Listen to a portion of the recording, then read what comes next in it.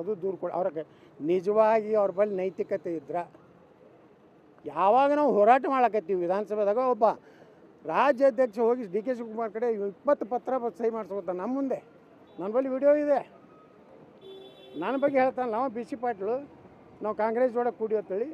ಅಂಥ ಹಲ್ಕ ಕೆಲಸ ನಾವು ಮಾಡೋದಿಲ್ಲ, ಪಕ್ಷಕ್ಕೆ ದ್ರೋಹ ಮಾಡೋದಿಲ್ಲ. ಯಡಿಯೂರಪ್ಪನವ್ರ ಭಾಷೆಯಲ್ಲಿ ಹೇಳೋದ್ರೆ ತಾಯಿಗೆ ನಾವು ದ್ರೋಹ ಮಾಡೋರಲ್ಲ. ಪ್ರಧಾನ ಕಾರ್ಯದರ್ಶಿಗಳು ಬಂದಾಗ ಈ ವಿಚಾರವನ್ನು ಬಿಚ್ಚಿಡ್ತೀವಿ ನೋಡ್ರಿ, ನಿಮಗೊಂದು ಮಾತು ಹೇಳ, ಅಲ್ಲಿಗೆ ಅವ್ರು ಬರಲಿ, ಭಾಳ ಒಳ್ಳೇದಾಯ್ತು.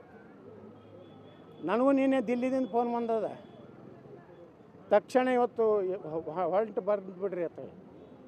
ನಾಳೆ ಬರೋದಿಲ್ಲ ಅಂತ ಹೇಳಿದೆ. ನಂದು ಟೀಮ್ ಇದೆ, ನಾವು ಟೀಮ್ ಮಾಡಿದ್ದೀವಿ. ಭ್ರಷ್ಟಾಚಾರದ ವಿರುದ್ಧ, ವಂಶವಾದದ ವಿರುದ್ಧ, ವಕಫ್ ವಿರುದ್ಧ ಹೋರಾಟ ಮಾಡಕತ್ತೀವಿ.